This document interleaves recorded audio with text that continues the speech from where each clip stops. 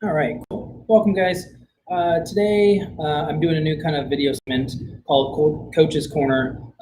Basically, it's just going to be me rambling about kind of daily thoughts. I'm doing a live stream just so it goes up to the channel in a nice, quick fashion. Got the cool quad logo right behind me today. So, yeah, basically just wanted to put a couple of thoughts out into the YouTube sphere. Two things that I've been thinking about today, and hopefully I'll be able to do this every day, trying to keep it short, 5-10 minutes at the most. But let's see how this goes today. So basically the two things I was thinking about this morning that I wanted to share with you guys is scaling and kind of changing the verbiage, ideas, and kind of thought process around scaling and workouts and what it really means to scale and why it's such a great thing. And if we can kind of start to change the thought process around that, all the better for you as an athlete. And then two would be foam rolling in kind of different situations, different positions, and kind of really making foam rolling, instead of the same hop on the foam roller in the same positions you always do, kind of mixing that up. I didn't really set myself up to like demonstrate a lot of things today, so I'm basically just going to talk to you and try to explain myself as best as I can. So I'll actually start with the foam rolling piece because this is a smaller piece, but really, really important. So like, I sent out a video to the group yesterday, and by the group I mean a group of a small group that we do here at the Quad, and basically, kind of shared a Kelly Starrett video around mobility and what's called pain washing, which sounds like a terrible term, pain washing, but basically is a flexed leg quad foam rolling. Well, duh. I mean, Kelly Starrett's kind of a genius when it comes to this stuff, but it doesn't take a genius to figure out that if you're constantly rolling your legs when they're straight, your muscles are active and lengthened. If you are doing it in a flex position, they're going to be more relaxed. So, I've known this forever, and I've probably even made videos about this before and sent them out to people, but it doesn't help to reiterate the idea that if you're constantly doing the same routine when it comes to the foam roller, if you're constantly doing the same movements and positions up against the wall with a lacrosse ball, or even on the floor with a lacrosse ball, if you're constantly rolling against like this with your muscles lengthened and rotated in, if you're not hitting them with this same position or arms raised, like one of the things I had to go over with, and just to make an analogy of it or a comparison, whenever I'm teaching someone to get on the foam roller for the first time, I'll usually show them when we get to the upper back. That's like my favorite part to show them, because I'll tell them they can put their arms up, they can put their arms back, they can put their arms down by their side, they can put their arms behind their heads, blah, blah, blah. Oh my shoulders are tight today. But I mean, like, all those things you can do to kind of expose different muscles and lengthen and shorten different muscle groups and all that kind of stuff is a really great way to really demonstrate how changing positions and going through different ranges of motion can really help the foam rolling process. Another great example is doing your delts. So like any overhead pressing, push-ups, any kind of pulling, high sumo deadlift, high pulls, it's going to get a lot of delts. And I'm sure we've all had those workouts where your delts are on fire the next day or even 2 days, 3 days after. So a lot of times we get up against the wall, we're kind of rolling into the wall. We're just kind of going back and forth and rolling, across those muscle groups right here.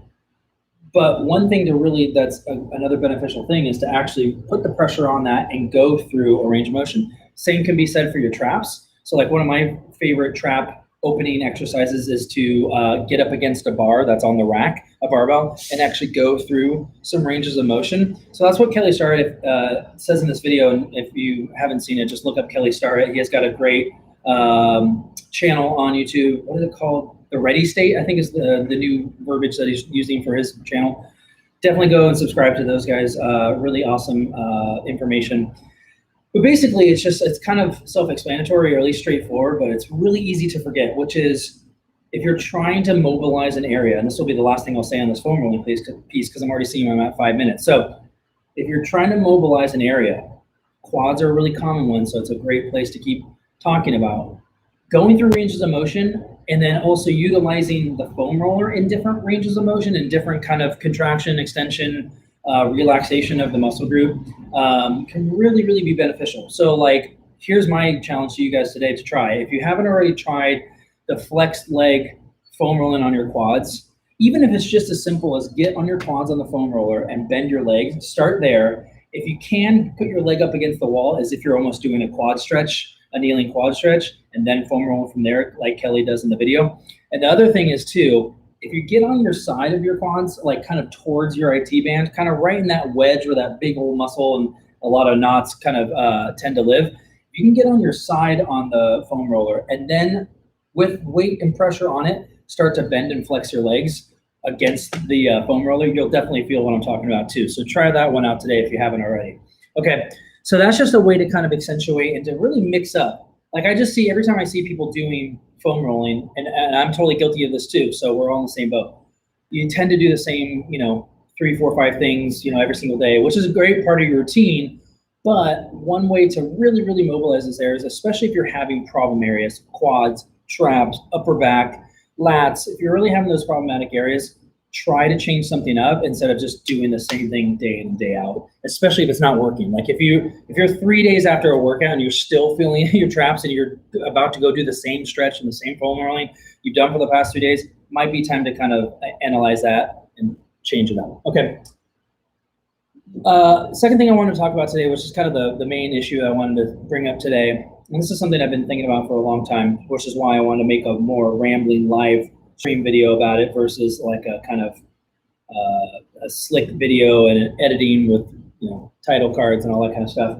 Is talking about scaling. And one thing I really want to say out loud is I hate the word scaling because it sounds like a negative. And I think everyone understands. I'm just going to kneel so that one, you guys can see the sign, and two, I don't keep wobbling around.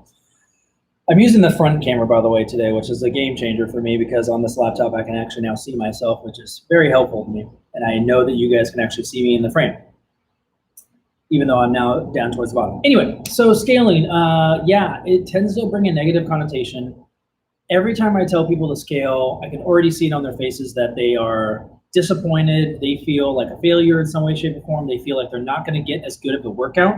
So I really wanted to bring up a really important kind of story or analogy, what have you, to kind of exemplify or demonstrate what I think of when I say scaling to people, to athletes, and what I really want people to get out of scaling. So if I can, and really what it comes down to is you as the athlete understanding why you're scaling and like what it's actually like giving you and how it's actually making you better. And that's the biggest thing is, CrossFit's put out a bunch of videos on this. A lot of people in the CrossFit sphere have put out videos on this as to how scaling helps you. But I'm trying to make it work for the people that I interact with, which is, we're all human beings. We all have egos. We all want to do the 500-pound deadlift and the overhead squat and all these cool things. Not in the cards for all of us for a myriad of different reasons. So scaling should be a way to improve your workout. And that's where I kind of want to attach those two words together, which is scaling and improving. So if I were to ask somebody like, hey, here's a workout of the day, 5 rounds for time of a 800-meter run and 15 deadlifts at 225. If I put that out to somebody, when I say scale this, they generally say, well, there's no way I can do the 225 deadlift, and there's absolutely no way I could run that far that many times. Okay, so then we start to think about reducing. So then again, this negative connotation comes in with scaling means reducing. If I were to ask somebody to improve this workout, meaning make it the best, most exciting, like awesome, great feeling, appropriate feeling kind of workout for you, if I was to ask you to improve this workout or improve it for you specifically, it would probably engage the same dialogue, meaning changing a movement, reducing the range of motion, reducing the weight. But if I said improving, I think people would be like, well, in order for me to improve this workout, I would do X, Y, and Z. Well, why would you do that? Well, because it would be more appropriate for me. And so I'll take one really good, really big example, which is, squatting. So if you're able to do a full ass to grass ATG squat, consistently air squat, barbell squat, dumbbell front squat, you're able to hit that range of motion regardless, then cool, we don't necessarily need to talk about that. If you're not able to do that, that definitely a way to improve a workout for you would be to scale the squat. So I'll back up a little bit. Basically, like 3, 2, 1, go. If we're doing 50 air squats to start off a workout, so I'll just change the workout parameters.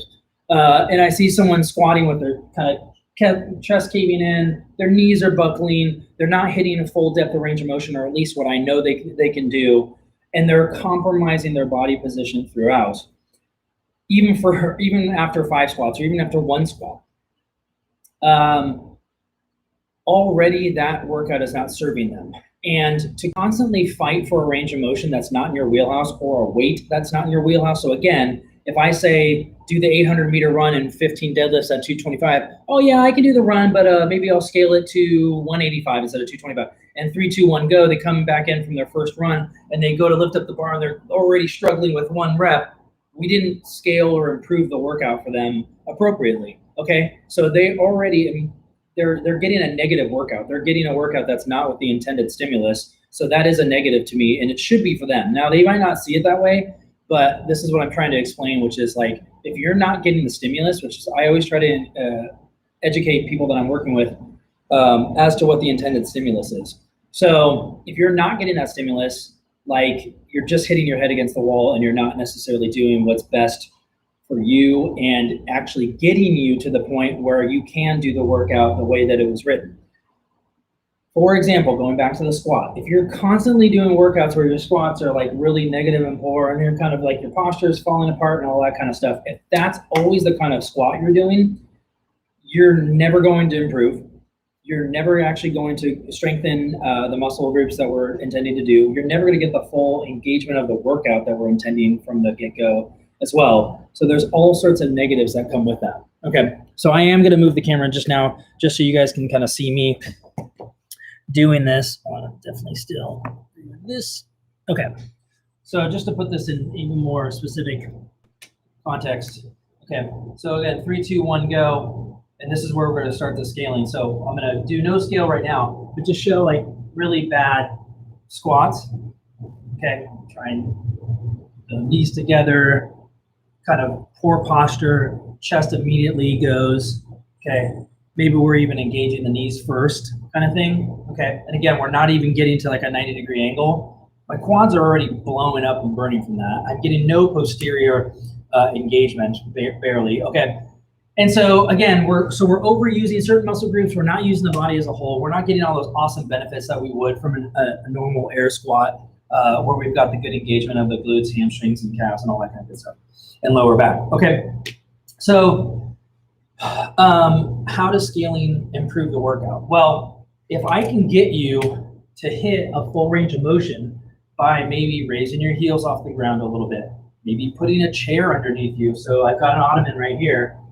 Okay, so maybe if I do something like this, and I can get you to here with good posture, good engagement of the core, lower back, quads, hamstrings. If I can get you to here and improve this part versus, so like, I just can't press this enough. Like this is more beneficial, even though it is a scale, than ever doing 9,000 of these.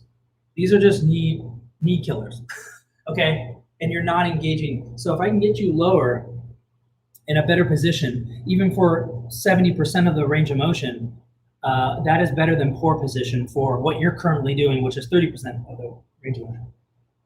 Another one is like pressing off the ground, so push-ups. A lot of times we do push-ups, shoulders start to really burn, triceps are on fire, all this kind of stuff.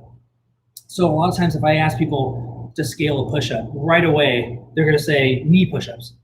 And that's really one of the scales that I can't stand the most, because it quite literally is changing the dynamic of the movement away from using your body to press yourself off the ground and fully engaging in your entire body, which is a push-up is doing. You are engaging your glutes, hamstrings, quads, core musculature to hold yourself up, okay? And then doing so in a positive position when you press off the ground.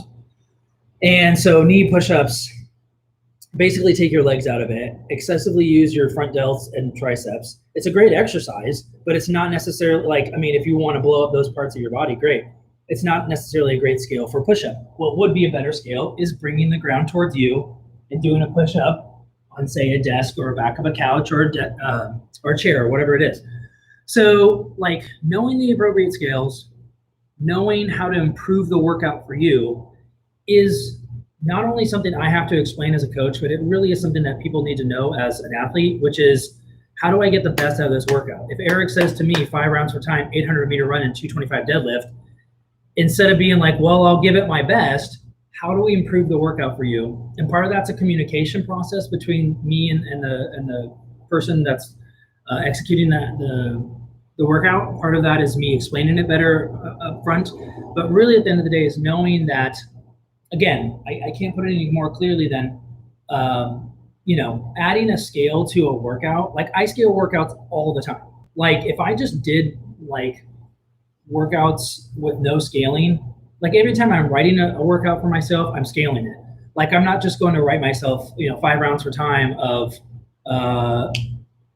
10 bar muscle ups and 10 squat cleans at 225. But let's say I did, or let's say that was a workout I found online, I immediately would come up with a scale for the muscle up, because I do not have a full consistent bar muscle up in my repertoire. I would probably do a box assisted jumping muscle up, and I would do a lighter squat clean.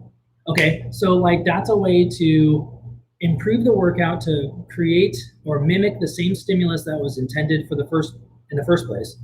And then 2, make the workout actually work for you versus constantly bashing your head against the wall, being like, oh, I'm going to get there. If I just fight hard enough, I'll get there.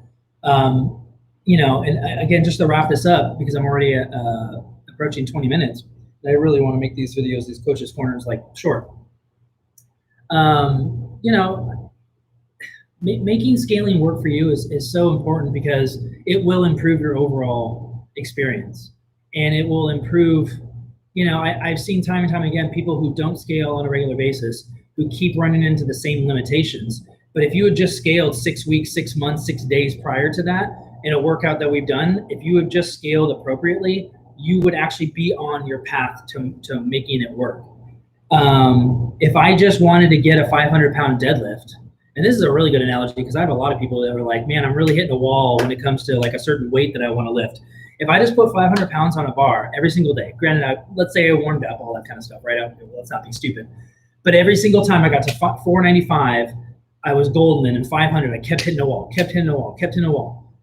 How in the world is that improving me versus going back down to 455 and doing sets of 3, or doing heavy kettlebell swings, doing peripheral things that are lighter and different in order to help me on the path to doing that. In fact, the only time that I lifted 450 at a meet, basically, or a competition, the entire month prior, I had done nothing but kettlebell swings at all different kinds of weights and variations and all those things. But we were doing like a crazy kettlebell challenge the month prior. I barely even touched a barbell. So like doing things that are different and different weights and different ranges of motion can help you.